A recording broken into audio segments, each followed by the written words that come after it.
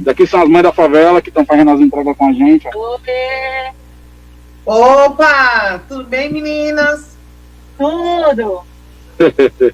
Vamos lá, eu pedi um minuto de silêncio agora pra gente se conectar, tá bom? Tá.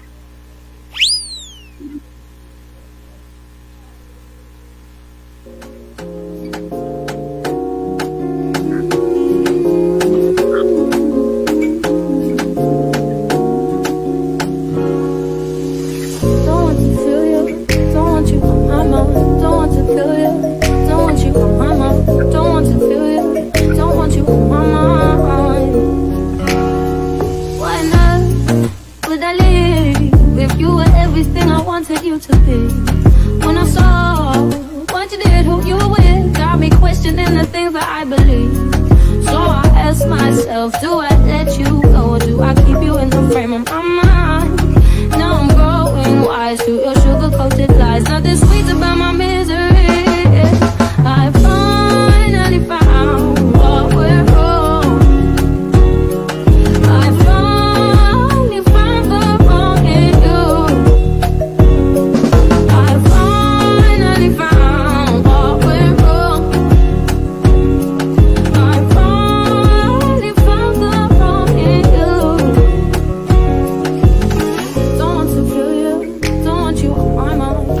Bom dia, pessoal, bom dia. Começa mais um programa Conversas e Estilos com a nossa locutora Fernanda de Paula. Tudo bem com você, Fernanda?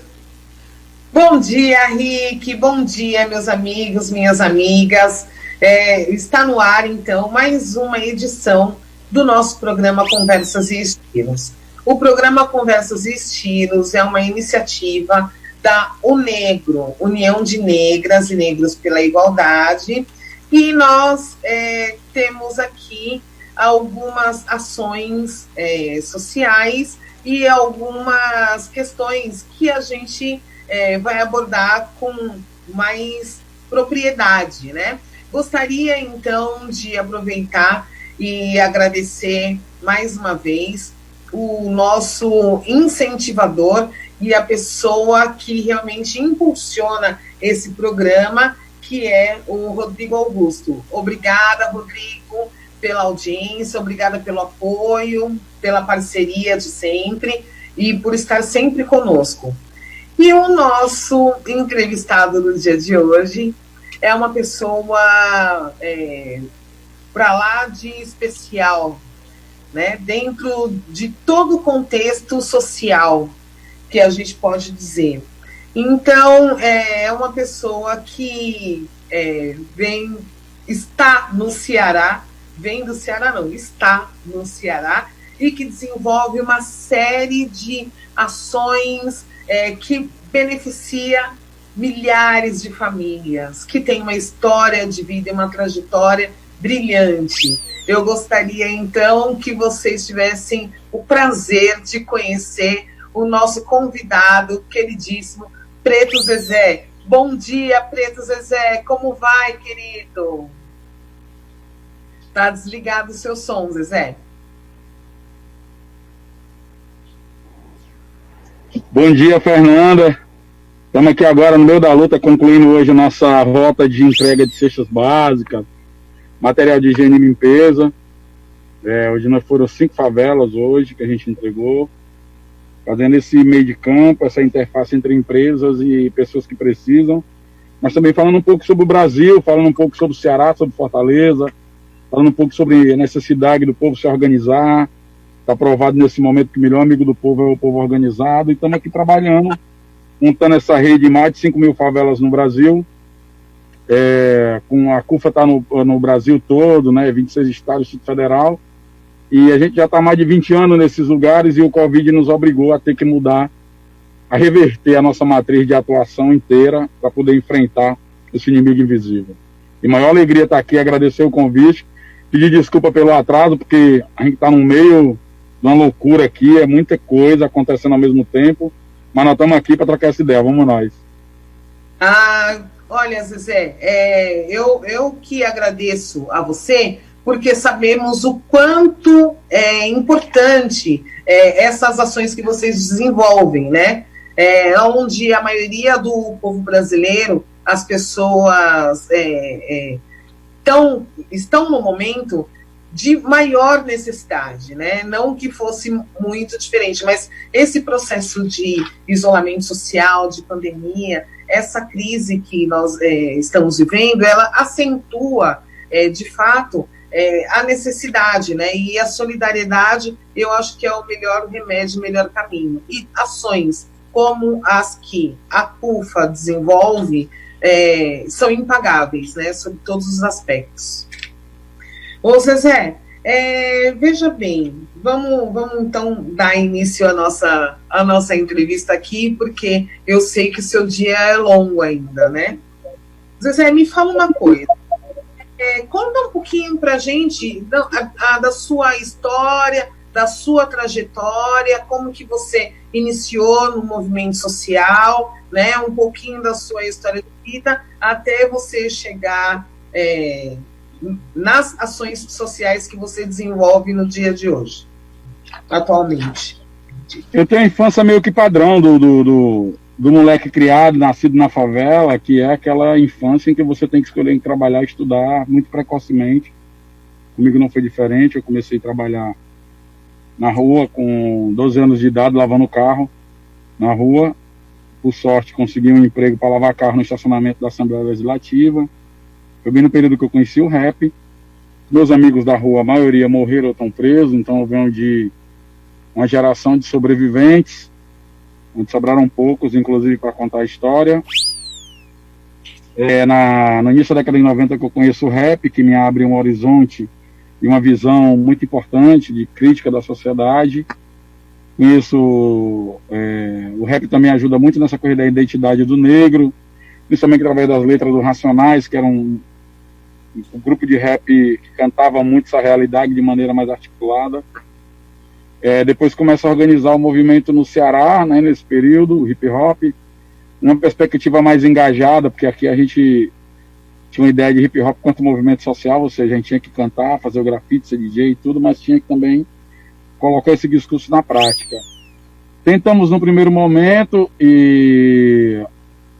mas aí a gente, como era um movimento surgido da junção de um grupo político mais organizado, orgânico, e a gente que vinha da rua, no primeiro momento foi muito bom a politização, né, via esses grupos políticos, mas com o tempo as pessoas começaram a interpretar que o movimento estava virando tipo um partido, a ponto de as palavras de ordem virarem refrões das letras de rap, né? E aí começaram a haver rupturas. Eu tentei ainda trabalhar e construir outra perspectiva, montar um tipo diferente de movimentação, tentando retornar ao trabalho de base, com discurso político, mas não partidário na época. E aí comecei também a constatar que o hip hop era limitado para dar conta da diversidade que eram as favelas. E aí foi quando, em 2000, eu entro para a CUFA, a Central Única das Favelas, e aí amplia, porque a CUFA ela consegue organizar esse discurso melhor, consegue formar em uma escala muito gigante liderança nesses territórios e consegue construir o que era o nosso sonho, uma agenda de ações práticas, que a gente radicalizava muito no discurso, mas na CUFA a gente radicaliza na ação, que é um conjunto de ações práticas nesses territórios, construindo agenda positiva e mudando a visão, porque toda vez que se fala de favela, se lembra de tragédia, de problema, de desgraça, de morte, mas um exemplo disso é que até antes da pandemia a favela produzia 120 bilhões em poder de consumo, que isso corresponde ao PIB do Uruguai inteiro, ou do Paraguai e da Bolívia juntos. E aí você começa a refazer com esse tripé de formação de liderança, agenda positiva e ação em escala nacional e de organização desse discurso, promovendo intercâmbio e interlocução com o asfalto, a construir um movimento de base muito poderoso e essa escola de formação permanente e uma agenda positiva de ações constantes, que é a Central Única das Favelas. Com o advento do Covid, a CUFA acabou sendo a interface entre grandes grupos e empresas que querem doar e os grupos mais vulneráveis, principalmente mulheres, mães solteiras que estão em áreas muitas vezes invisíveis, que o Estado não chega, que precisam de ajuda imediatamente. Entendi. Você começou, então, a fazer parte da CUFA em 2000 ou 2002, né? 2000? Isso, né? Em 2000, porque eu entrei, em 2002 a gente registrou oficialmente, construiu a terceira CUFA do Brasil, eu acho. Ah, entendi. Em 2012, você se tornou presidente nacional. 2015, presidente global. Como é para você ser o representante global de uma organização que tem uma articulação internacional que une 17 países e tem sede na ONU? É uma responsabilidade muito grande, porque você imaginar que eu lavava carro na rua e de repente terminar na ONU é algo inimaginável, mas ao chegar na ONU, onde a gente pensa assim, pô, cheguei aqui na ONU, você vê que tem mais responsabilidade, porque começa uma nova tarefa, aí tem que baixar mais a bola, ser mais humildade, ter mais trabalho, mais seriedade, mais responsabilidade, até porque você está representando uma instituição que é inédita do ponto de vista de tecnologia social, de trabalho nas favelas, e virou uma referência para o mundo. E você ter assento na ONU, em 3 cadeiras que a gente tem lá, que é afrodescendência, juventude e habitação, através da ONU Habitat, é uma responsabilidade. Você tem que pautar uma agenda de territórios que muitas vezes você não tem um Estado lá, as organizações não têm apoio, aí ficam fragilizadas, há todo um ambiente de violência, de violação de direitos, de desigualdades naquele território, e você tem que transformar essas dificuldades em oportunidades e agenda positiva, né? Então é uma responsabilidade muito grande construir isso, mas ao mesmo tempo é também uma certeza de que a gente pode construir outras alternativas, de que a gente pode ter uma agenda de soluções, e embora os problemas sejam diferentes, como é o slogan da CUFA Global, são problemas diferentes, soluções incomuns, né? Então a gente acabou pautando isso. Eu, em primeira mão, vou dizer para você, estarei voltando agora para a presidência da CUFA do Brasil, pela complexidade que a realidade brasileira tomou. Então, tendo a colaborar. Internamente, para ser sincero, esses títulos, presidente ou não, na CUFA, eles não têm muita importância, porque eles estão muito baseados em dar visibilidade e descentralizar poder e articulação e network. Eles não estão baseados em títulos para que as pessoas... eu sou o presidente. Não é essa disputa, não é isso, não é esse processo de briga por uma instância de poder. Há uma necessidade estratégica que avaliamos no nosso conselho. Tem um conselheiro nosso, fundador, que é muito importante para essas questões, que é o fundador e é o, digamos, orientador, e que ajudou e que ajuda ainda muito nesse processo, que é o Celso Ataíde, que agora está cada vez mais dedicado à Hold, a Favela Hold, que é a primeira Hold de favela do mundo, que são um conjunto de empresas, né? Uma Hold é um conjunto de empresas só baseado em negócios nas favelas, que também fortalecem as ações da CUFA, porque é a primeira vez que a CUFA faz ações de pedir doações. A CUFA nunca pediu dinheiro a ninguém, ficar doação, pedindo doação. Então é a primeira vez que a gente faz isso devido à ação complexa que está o Covid, a realidade social brasileira também muito difícil, e a gente está fazendo um esforço enorme para que essa experiência que a gente está desenvolvendo nas favelas, a gente possa expandir, parcerizar com o poder público. O setor privado está sendo um parceiro muito importante. A gente já conseguiu hoje chegar a 2,5 milhões de pessoas. Se você multiplica uma média de 4,2, nós chegamos aí por baixo em 10 milhões de pessoas, ou seja, 5% da população brasileira, por tamanho que a gente é, sem ter padrinho político nem padrinho privado. Eu acho que a gente conseguiu fazer uma coisa muito importante de engajamento, mobilizar aí, transformando em dinheiro, nós mobilizamos mais de 100 milhões de reais, desenvolvemos um programa estratégico para a favela, mas especificamente para as mulheres, porque as favelas serão as mais atingidas, apesar do contágio ser democrático. Nós não estamos no mesmo barco. Tem gente que está de lancha fazendo churrasco, e tem gente que não tem nem boia, e muitos já se afogaram. A gente desenvolveu um programa que, apesar da favela ser a mais sacrificada nesse processo, o contágio é democrático, mas a favela é mais sacrificada, porque parte dela, inclusive, não tem nem direito a isolamento, vai ter que trabalhar nos serviços essenciais e correr risco. Nós temos dentro da favela as mulheres, mães solteiras serão as mais atingidas, porque tem menos condições de se defender.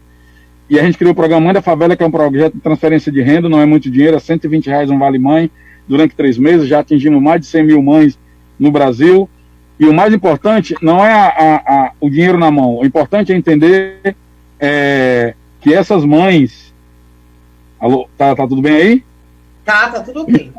O importante é entender que essas mães, quando têm dinheiro, elas ativam várias redes, que apesar de elas serem as mais atingidas, elas são a única possibilidade de resistência e articulação de uma reviravolta nesse processo desigual, porque elas atingem o cuidado com as crianças, com os idosos, ela atinge a economia local, ela atinge o engajamento, mobiliza uma rede enorme. Nós tivemos casos aqui, Fernando, emocionantes, que no dia que eu soube até eu chorei, porque assim, a gente foi numa favela chamada Oitão Preto, é uma favela que tem muita dificuldade, fica numa área rica, de frente ao maior hotel de eventos da cidade, a seleção brasileira fica lá, os grandes artistas ficam lá e tudo, e é uma das áreas mais pobres da cidade, essa área, Oitão Preto, e lá teve um grupo de mães que a gente não conseguiu dar o Vale Mãe para todas. Eram 200 mães, a gente conseguiu 50, 100. E foi legal que o grupo que recebeu adotou outras mães, ou seja, elas pegaram 120 delas, dividiram 60 e adotaram outras quantidade de mães. Então isso está fazendo com que, inclusive, muitas delas se tornem engajadas nas frentes de solidariedade que nós estamos mobilizando no Brasil.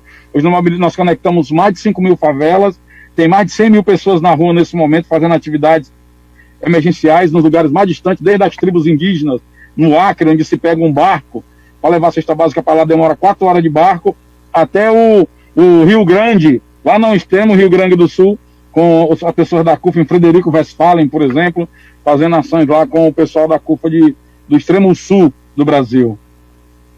Nossa, que incrível. O Mães de Favela, ele tem o apoio da Unesco, né? Como que surgiu essa parceria? A Unesco tem sido uma parceira estratégica nossa, institucional, tem mobilizado parceiros, inclusive tivemos a chancela, né, do Mães da Favela como um projeto importante, estratégico nesse período de pandemia. A pessoa da Marlova é uma pessoa que, para além da posição institucional, né, que ela representa, ela tem sido uma parceira inspiradora que debate, que constrói pontes, que parceiriza com a gente. Então tem sido uma parceria importante porque a gente passou também por um período em que os movimentos sociais do terceiro setor foram muito criminalizados no Brasil, foram desmobilizados, a burocracia estatal, inclusive já vinha começando, inclusive em parte de governo de esquerda, e radicalizou o processo. Depois que houve o golpe político no Brasil, ficou pior ainda, e você está tendo uma demonstração de que se não fosse esse ativismo local dessas pessoas engajadas nesses lugares, talvez essa realidade do Brasil tivesse bem pior. É verdade. Beto Zezé, me fala uma coisa. A CUFA tem 21 anos, né?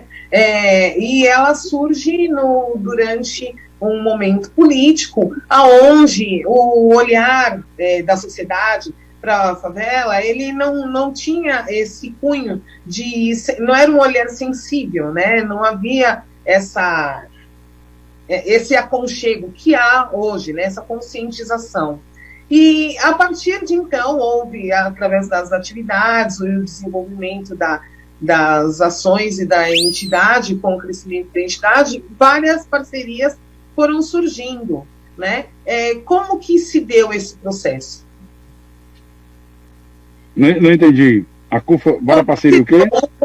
Porque hoje a CUFA tem uma série de grandes parceiros de grande renome que realmente fazem a diferença, né, dentro da construção e das atividades desenvolvidas pela entidade. Como que se deu esse processo de que o olhar, eu quero dizer, né, das empresas do campo institucional para as pessoas da favela, né? Como que eles começaram a crer na necessidade e na importância de contribuir para que esse projeto chegasse adiante? A CUFA vem fazendo desde sempre um debate, Fernanda, de que é necessário o movimento social ele ter fim lucrativo, certo? Por quê? Nós estamos numa sociedade capitalista e a luta social tem uma conta para pagar.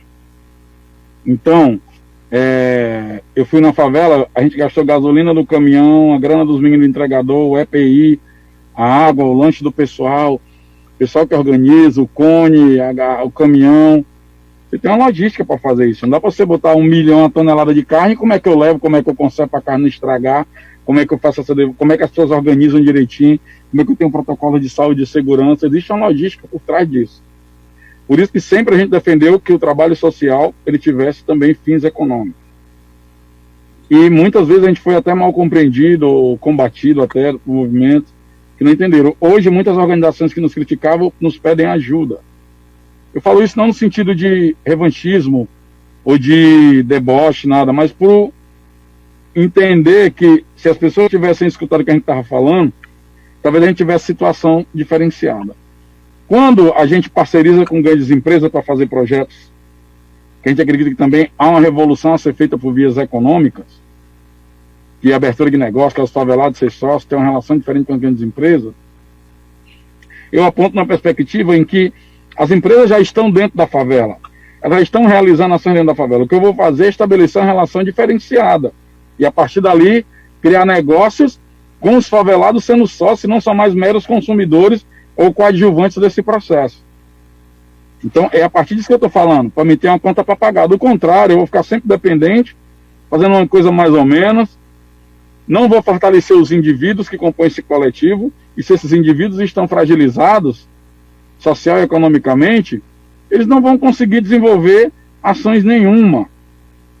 Então, quando eu falo de formar liderança, não é só do ponto de vista da formação política, do entendimento, não. É também de fortalecimento do projeto de vida dessas pessoas. Porque as pessoas na favela não vão se inspirar num cara que está fudido, quebrado, falido. Eu não tenho o que dizer para essas pessoas. As pessoas não vão acreditar em você nisso. A pessoa precisa de referência e inspirações de coisas que deram certo. A pessoa precisa ter expectativa, perspectiva. Então, a CUFA acabou se tornando essa favela organizada que discute que nós não somos só carentes, tragédia, que a gente não só morre, que a gente é preso. Nós temos poder de consumo, geração de riqueza. E se olhar ao redor da sociedade, quem produz a riqueza, que um grupo se apropria da parte dessa riqueza, é a massa trabalhadora que vem da favela. Nós não estamos falando nada demais. Quando eu vejo a pessoa falar que é um socialista de iPhone, eu pergunto às pessoas, quem faz o iPhone, gente? Quem faz o melhor prato do restaurante mais caro da Faria Lima? Pessoa que vem do Capão Redondo, do Jardim Ângelo, do Vaz de Lima, entendeu? Do Morro do Piolho, de Guanazes, entendeu? Essa pessoa que vem de lá. Então, é preciso a favela entender que a riqueza produzida nesse país é ela. Vamos olhar aqui o caso da pandemia, Fernanda. Se a favela parar, você não tem... Um minuto. Agora o Zoom. Tá aqui o Zoom. Voltei.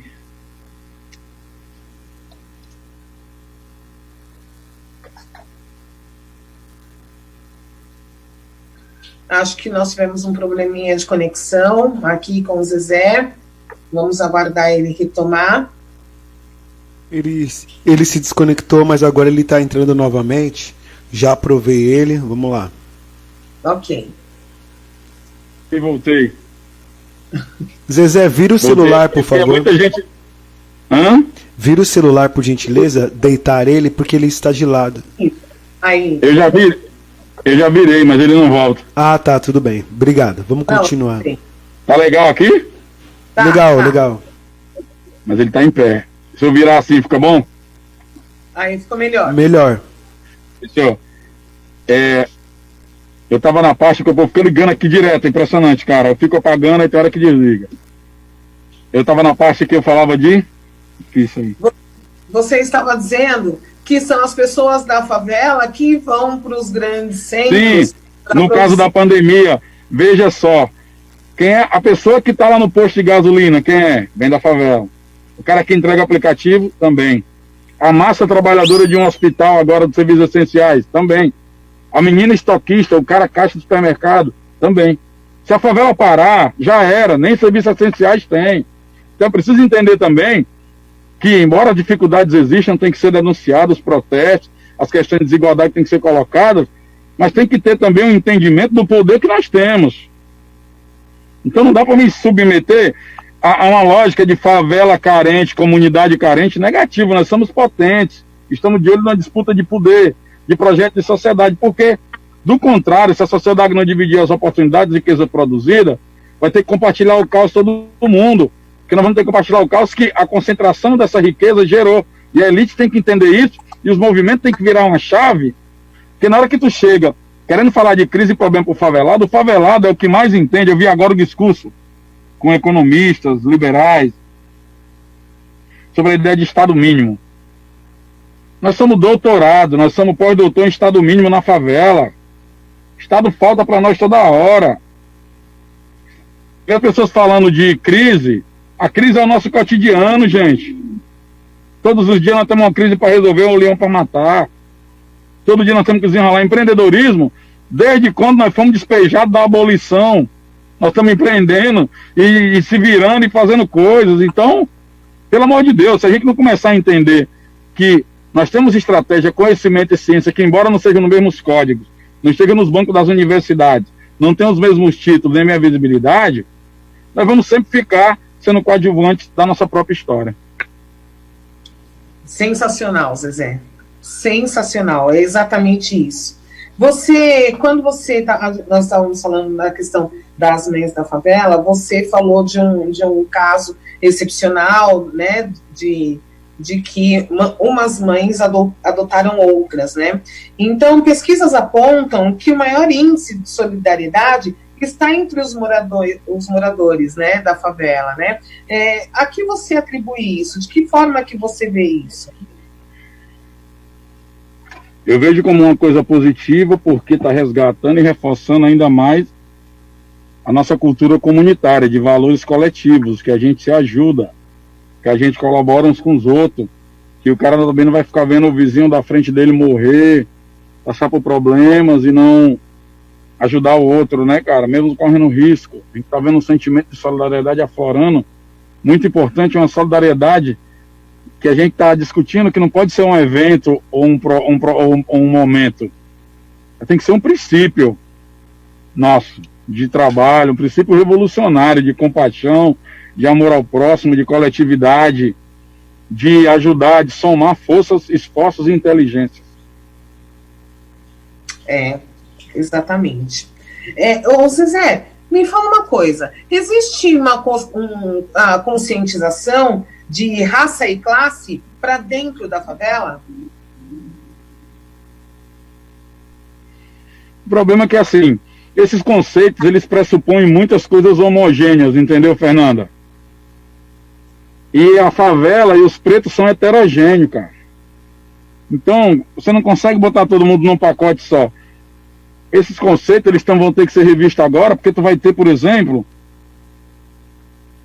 60% dos pretos não estão em religiões de matriz africana, eles estão na igreja pentecostal, certo? Então, assim, não há um conceito, esse conceito raça e classe é muito confuso no Brasil, porque ele não é construído de baixo para cima, no entendimento de uma realidade brasileira. Ele é pensado fora e tentado ser aplicado para explicar o Brasil. Aí a gente carece de conseguir traduzir essa nossa boa intenção e ideia mais elaborada de raça e classe com uma massa que não se vê assim. Fico muito vendo as pessoas falarem em nome da raça, em nome da classe, mas quando na verdade elas não têm trabalho orgânico nenhum para dizer que representam aquele coletivo, aquela massa, ou aquela classe. E aí elas se espantam quando a classe faz outras escolhas que não tem nada a ver com o que elas estavam dizendo que representavam. Porque se era verdade que esse povo representava tudo isso, como é que as pessoas, por exemplo, fizeram opções políticas do contrário? Então não dá essa visão homogênea da favela, dos pretos, é uma visão equivocada. Eu acho que a gente deveria estar discutindo hoje um projeto de sociedade capaz de construir uma agenda pública de consenso das várias demandas. E aí, no caso, quando a gente passa a risca favela, não tem jeito. Tem a luta das mulheres. As mulheres mais fodidas são a mulher preta de favela. A luta dos gays, os gays da favela. A juventude da favela. Porque não é a juventude do prédio que está morrendo a 23 minutos. É a juventude da favela, que é a maioria preta, e a cada 23 minutos morre um jovem de favela preto. Então, eu ajudo a construir uma plataforma capaz de agregar, sem fazer ranking de sofrimento de quem sofre mais, ou de quem é mais ou menos prioritário, em torno de um outro projeto de sociedade. e não picar essa luta específica, querendo sobrepor sobre todas as outras, sem construção de consenso e sem capacidade de interferir politicamente numa agenda de enfrentamento estrutural da sociedade. Porque esse é que é o quadro real. O racismo é instrumento estrutural de dominação, de reprodução de uma ordem de classe. Se a gente não entende isso, nós vamos ficar achando legal porque o Zezé virou deputado, porque a Fernanda virou chefe numa grande empresa, o outro virou um apresentador de TV. Aí nós temos lá a identidade representada, a representatividade, mas a maioria da massa preta e favelada continua na mesma situação. Então que mudança é essa? Então nós precisamos refletir, refazer esses conceitos que a gente já tinha elaborado e hoje, principalmente porque a favela mudou, juventude de favela mudou, está muito tudo heterogêneo, os grupos se autorrepresentam, então nós temos um esforço grande de construir uma costura nesse mosaico aí, nesse monte de retalhos, nessa concha de retalhos, em torno de um projeto comum, de uma agenda pública capaz de pautar a política, as empresas e a sociedade. Certo. Em 99, quando o MVBio e o Celso Ataíde fundaram a CUFA, eles tinham como objetivo buscar um espaço através da entidade para que os jovens da favela pudessem expressar suas atitudes, seus questionamentos, a vontade de viver, inclusive, né? Como que você vê, então, assim, depois de 21 anos, né, esses altos índices de morte entre jovens e crianças dentro desse espaço, dentro desse universo? É um processo extremamente complexo, porque parte dessas mortes são os próprios jovens que matam eles mesmos. Isso é uma coisa que a gente tem que discutir muito séria. Porque todas essas mortes a gente só bota na conta da polícia, né? Mas não. Talvez até a maior parte seja entre nós mesmos. A outra parte é de uma lógica que mostra o Brasil como ele é, que é um Brasil que, para concentrar essa desigualdade, para controlar esses índices de miséria e de pobreza, você tem que ter uma ordem violenta por parte do Estado. Então a violência da polícia está dentro dessa conjuntura. E se torna mais complexa ainda a brutalidade policial quando você constata que esses policiais eles vêm dos mesmos lugares das pessoas que estão morrendo pelas suas ações.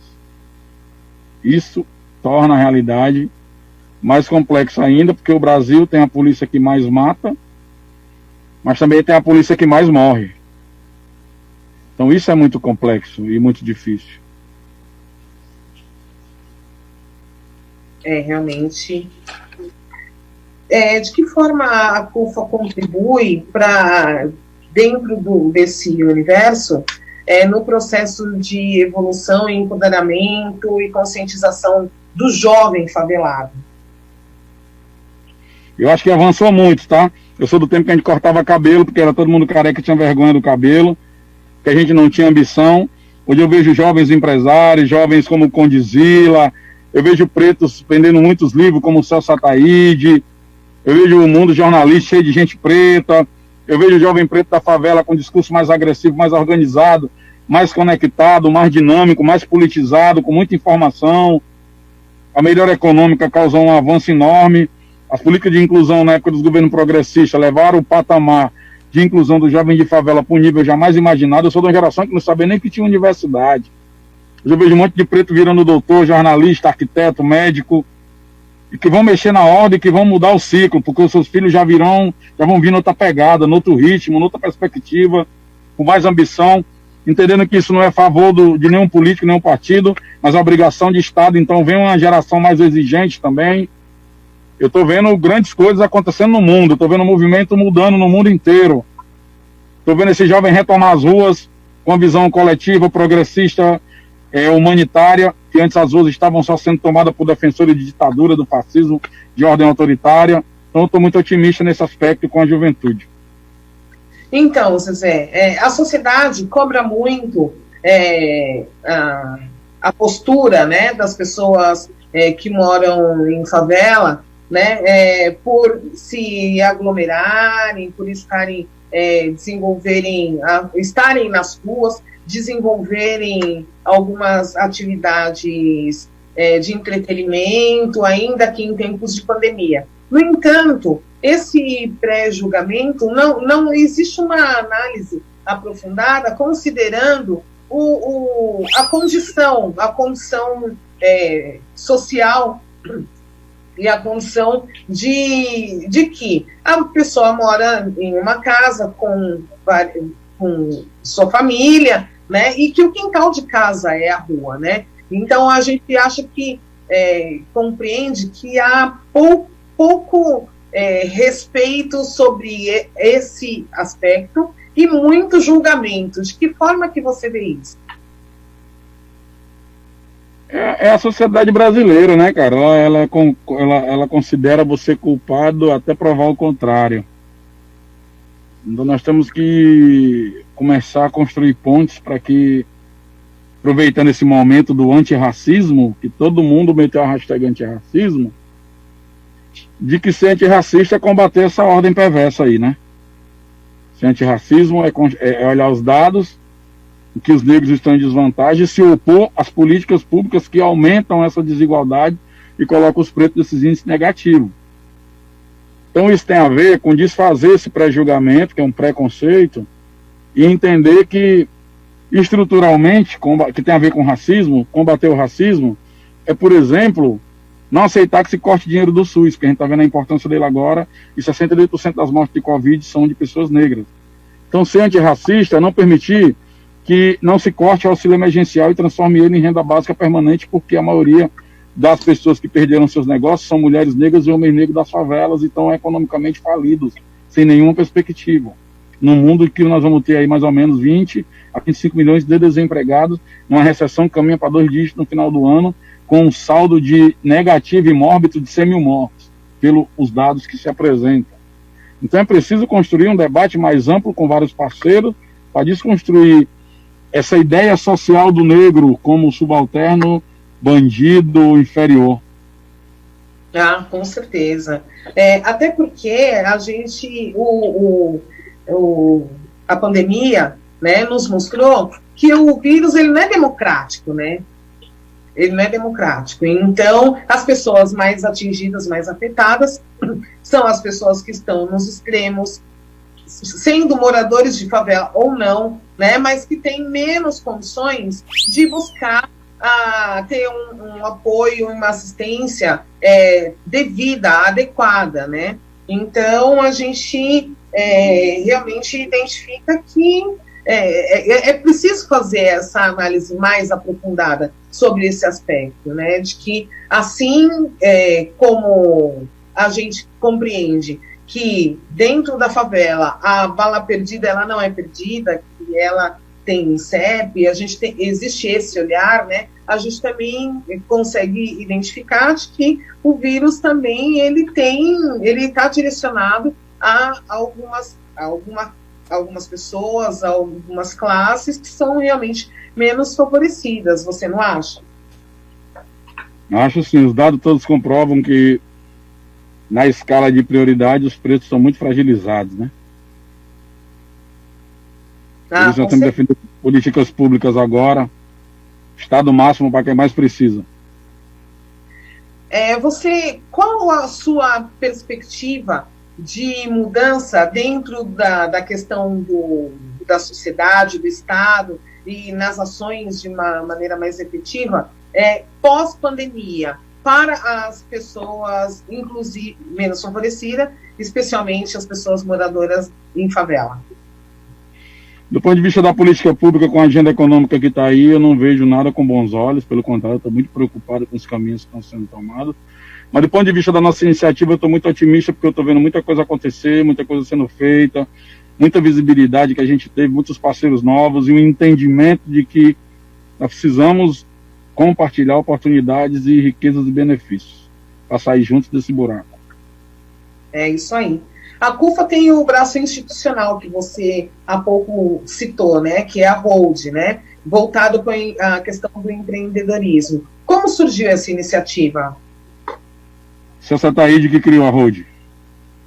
Ele é um pioneiro dessa ideia de negócios de impacto nas favelas, inclusive ganhou o prêmio Empreendedor do Ano da revista Isso é Dinheiro, é um dos caras que vendeu mais livro no Brasil. Eu acho que hoje talvez o Sataíde seja um dos maiores e o maior pensador desse ambiente de favela que o Brasil tem. Embora muito na dele, muito discreto, ele tem aparecido agora que foi obrigado pela pandemia, tem que botar a cara, mas é um cara que o Brasil tem que ouvir. É isso aí. Como que surgiu a Taça das Favelas? Iniciativa de criar uma mobilização social através do esporte para engajar jovens das favelas. Ah, sensacional. Você é esportista também, né, Zezé? Além de esportista, você também eu tentei jogar basquete na época, mas fiquei no rap mesmo, que é menos esforço. Ah, e aí, como que foi a sua história dentro do rap? Foi boa, mas eu parei porque eu tive que cuidar de outras coisas. O rap não dá dinheiro, na nossa época era muito difícil. Agora está mais difícil ainda você concorrer com essa juventude que sabe do audiovisual, tecnologia, internet. Você concorrer com essa molecada nova aí que tá voando alto, tudo sarado, sequinho, e nós tudo gordinho, tá roda. Não dá. Então acho que eu sou mais importante colaborando com minhas rimas em outros lugares. É isso aí. Me conta um pouquinho dos projetos futuros da CUFA, a questão da ampliação das ações, qual a perspectiva pós-pandemia? Não tem. A perspectiva é agora, fazer agora. Futuro é agora. Ninguém tem como planejar nada. Não tem retrovisor para trás de como a gente viveu isso. Um monte de montanha na frente sem tu ver o futuro, tem que fazer, subir o avião, montar ele no céu, não pode deixar cair. É isso aí. O Rick, acho que tem algumas perguntas para nós. Rick?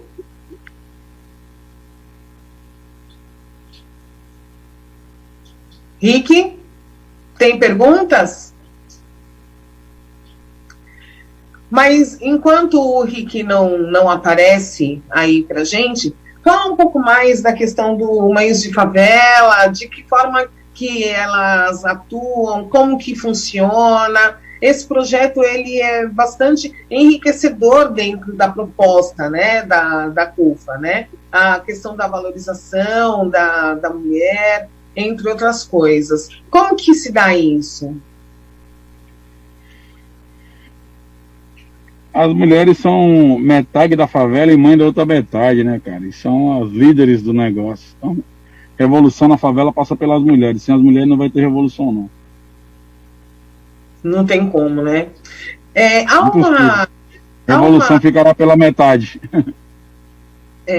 Há um conceito de que no Rio de Janeiro, onde a CUFA nasceu, né, é o território mais violento do Brasil. No entanto, as pesquisas apontam que aí no estado, aí no Ceará, né, os índices de violência, eles são os mais altos em nível nacional, né, e muitos atribuem essa violência à questão da favela. Existe diferença nas favelas com base nos seus territórios, nos estados? Como que funciona isso? Existe uma pequena diferença, cada lugar tem uma dinâmica, mas o modus operandi é mais o mesmo, os valores, os símbolos, a lógica são as mesmas. Mas e no sentido do desenvolvimento das ações, da entidade para esses espaços, se mantém? É linear? Não tem um padrão. Cada favela vai se adaptando, ela segue linhas gerais, mas as dinâmicas são muito parecidas. Formação de líderes, homens e mulheres, maioria preta. A CUFA tem uma cota para branco, 10% de cota para os brancos na CUFA. E sempre trabalhar com foco no potência da favela, nunca com carência, depressão e tragédia. Isso a gente já sabe de qual, como é que funciona. O novo são soluções. Radicaliza na ação, não no discurso. É isso aí. Ô Zezé, hoje nós estamos vivendo um momento político ímpar, né, que ele não contribui em nada com as nossas ações, né? Então eu diria assim, de que as questões políticas socioeconômicas, elas estão comprometidas através das ações vindas de um governante, né? Do nosso governante, né? De que forma que isso afeta a favela diretamente? Afeta porque o poder público ele é responsável por recolher a receita dos nossos impostos, então afeta quando você tem um projeto político e econômico que não inclui a maioria da população. Você acha, qual o grau de importância, você acha que existe importância de fato na formação de uma pessoa representante orgânica deste universo da favela para defender os seus direitos e as questões dessas pessoas que vivem nesse universo? Eu digo isso no campo político. Sim, com certeza. Apesar da CUFA não participar de processos eleitorais, muito importante isso. Ter pessoas nossas, mas principalmente ter projeto. Nosso problema não é de pessoas e de nomes, nosso problema é de ausência de projeto. Não há projeto, há muita briga por protagonismo, há mais candidato do que voto e não tem projeto. Qual seria, no seu ponto de vista, qual seria o caminho, qual seria uma grande sacada para que esse projeto ele fosse realmente factível dentro das favelas? Que ele fosse real, que fosse realmente possível de se concretizar e fazer o efeito necessário, né? Realmente ter dentro da sua proposta uma ação que seja realmente efetiva. O que você acha disso? Acho que a primeira coisa é que espregar as agendas da favela dos partidos, e as pessoas da favela que for para o partido têm o direito a dinheiro do fundo eleitoral, não sejam só parte de um discurso emocionado e na prática não tenham o poder de fato. E nesse processo de construção que ele não se resuma só à eleição, mas seja um processo permanente, que a eleição é um momento, e se caso eleito o parlamento é um espaço para defender demandas nossas e articulação da nossa pauta, e não para garantir modos de vida, empregabilidade ou vir uma questão profissional, entendeu? Que acaba sendo muito pontual, né? E que acaba que os pretos e as favelas, e as mulheres, os jovens, são tudo parte de um discurso muito emocionado das cúpulas e dos caciques políticos. Mas quando a gente vai para dentro desses espaços, não há dinheiro do fundo partidário, não há espaço de decisões efetivas, e a gente fica guetizado em pequenos espaços que dizem que são muito importantes, mas quando você olha na planilha do dinheiro, da divisão de poder, nós não estamos lá, nós somos invisíveis. Então também chega com essa democracia de fachada e esse discurso de autorrepresentatividade que, na verdade, não muda nada na nossa vida. É verdade. Rick, já voltou, Rick?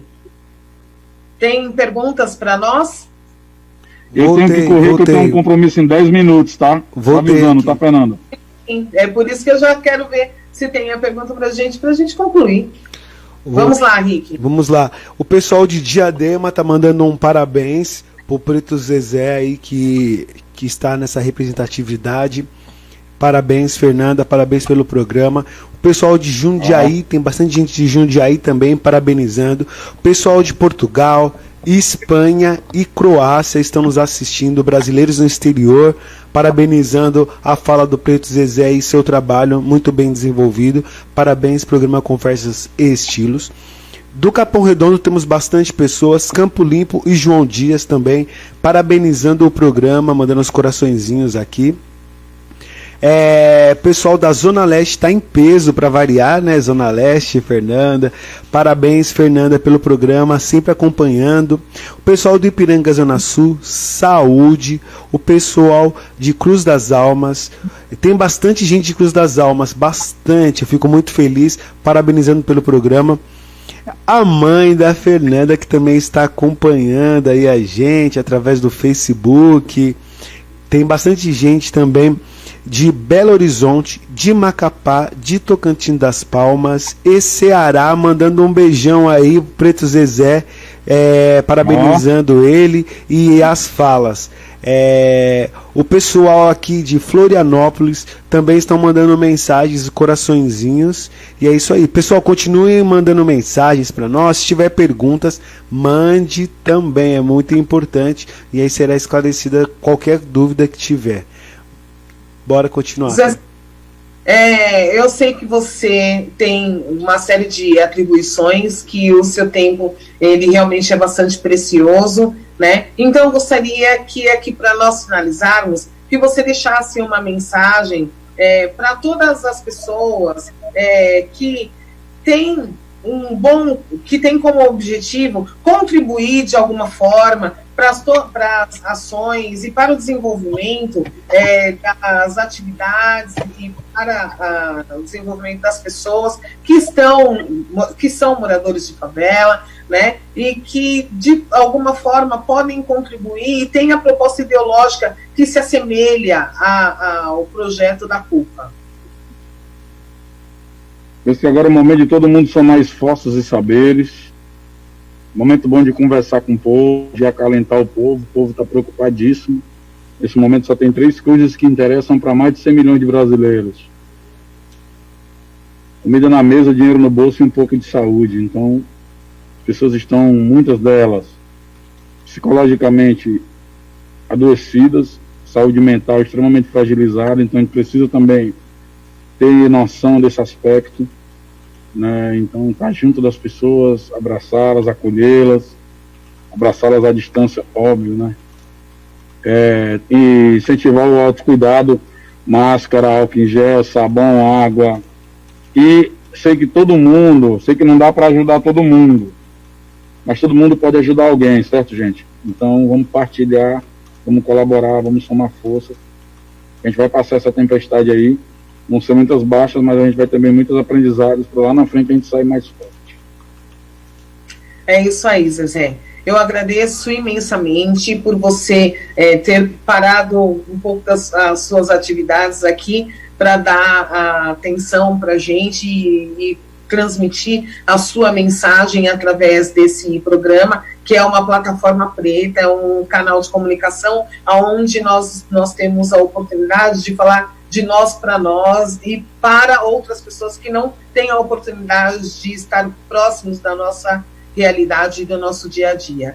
Mais uma vez eu agradeço imensamente a você e deixo aqui um abraço fraterno a todos os integrantes da CUFA, né, pela iniciativa, pela proposta, pelo trabalho magnífico que vocês desenvolvem, até porque dentro desse universo, eu acredito que se não fossem vocês, muitas, milhares e milhares de pessoas estariam numa situação muito mais fragilizada, muito mais complicada, e especialmente o Marcivan, que é o nosso parceiro aqui mais próximo, né?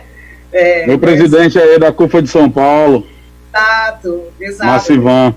Estadual, né? Deixo aqui um abraço a ele, Cavanha, entre outros amigos aqui que estão próximos da gente, e agradeço demais a você, viu, Zé? Muito obrigado. A sua contribuição e a sua participação nesse programa foi de grande valia. Você não tem ideia. Muitíssimo obrigada. Obrigado, minha amiga. Eu que agradeço o convite. Desculpa o mau jeito, mas estamos no meio aqui da loucura. E espero ter colaborado, e sempre precisar dar um toque, a gente vê como é que faz aí o possível para articular um momento, um tempo para a gente trocar ideia. A gente tem que estar sempre se conectando agora, já que a distância é grande, e vamos virar esse jogo. É isso aí. E a vocês que acompanham o nosso programa, nós estamos aqui todos os sábados, das 11 ao meio-dia. Eu deixo aqui o meu abraço e espero vocês no sábado que vem. Até lá. Tchau, tchau. É isso aí, pessoal. E não esqueçam, daqui a pouco o teu programa Fala Paixão aqui na nossa rádio, com muito samba pra vocês. Beijão e até daqui a pouco. Beijão, Fernanda. Bom final de semana. Tchau, tchau.